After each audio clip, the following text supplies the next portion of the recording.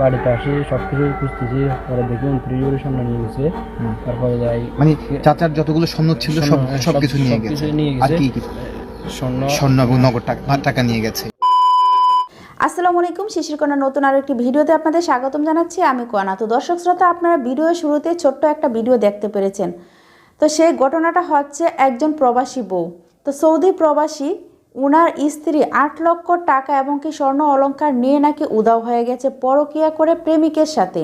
তো দর্শক শ্রোতা, হয়তো আপনাদের আমার কথা বিশ্বাস হবে না। ঘটনাটা ঘটেছে তাদের মুখ থেকে আপনাদেরকে সম্পূর্ণ কথাগুলো শোনাবো। তার আগে আমি একটু কথা বলবো, প্লিজ আমাকে একটু সময় দিন যাতে আমি দুইটা কথা বলতে পারি। তো দর্শক শ্রোতা, আপনারা অনেক ভাই আছেন যে আপনারা পরিশ্রম করে টাকা ইনকাম করেন, কিন্তু আপনারা কি করেন, আপনার স্ত্রীদের নাম আপনারা কি করেন, আপনাদের স্ত্রীর নামে সে একটা ব্যাংক অ্যাকাউন্ট করেন বা আপনাদের বউয়ের নামে একটা ব্যাংক অ্যাকাউন্ট করেন। কেন? আপনারা কি আপনাদের মা বাবার নামে করতে পারেন না? মা কখনো একটা টাকা খাবে না, কিন্তু স্ত্রী কি করে, আপনি টাকা পেয়ে সেই টাকা দিয়ে সে পরপুরুষের সাথে খোলামেলা এইসব করে যাচ্ছে। অনেক সময় যখন তারা বেশি ঘনিষ্ঠ হয়ে যায় সম্পর্কগুলো, তখন টাকা পয়সা যা আছে, আপনার যদি 5টা 6টা সন্তানও থাকে, তাদেরকে ফেলে রেখে কিন্তু তারা তারপর ওই যে পরকীয়া প্রেম করেছে তাদের সাথে চলে যায়। আমি হাত জোর করে অনুরোধ করব যে আপনারা আপনাদের কষ্টের উপার্জনের টাকা এভাবে এই মহিলাদের কাছে দিবেন না। প্রয়োজন ছাড়া আপনাদের বউদেরকে 10টা টাকা বাড়তে দিবেন না। হ্যাঁ, টাকা দিবেন না সেটা আমি বলিনি, যেটা প্রয়োজন সেটাই দেবেন। প্রয়োজন ছাড়া বেশি টাকা দিলে এই অবস্থা হবে। তো আজকের যে ঘটনাটা সেটি হচ্ছে চট্টগ্রামে।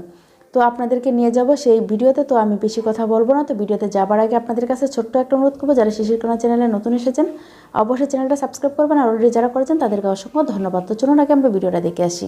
সন্ধ্যা 7টা। কিছুদিন আগে আমাদের মালয়েশিয়ায় ঘটেছে এমন ঘটনা, এবং কিছুদিন আগে সিঙ্গাপুরেও ঘটেছে এমন ঘটনা। প্রত্যেক জায়গাতে এমন ঘটনাগুলো।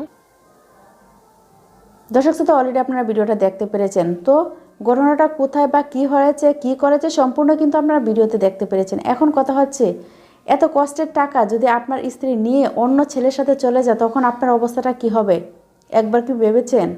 তো আপনারা তো এসব ঘটনা প্রতিনিয়ত দেখতেছেন, দেখার পরেও আপনারা কেন আপনাদের বউদেরকে এত দেন? আপনারা তাদের নামে ব্যাংক অ্যাকাউন্ট করেন, তাদের নামে জমি জমা করে দেন, এগুলো কেন করেন? আপনাদের মতো বোকা হয়তো খুব কমে আছে যারা এটা চিন্তা করবে যে তার বউ, হ্যাঁ অনেকে বলেন যে আমার বউ ভালো। ভাই, খারাপ হতে বেশিক্ষণ সময় লাগে না। কখন কে খারাপ হয়ে যায়, কার মন কোথায় চলে যায়, সেটা কিন্তু কেউ গ্যারেন্টি দিয়ে বলতে পারবে না।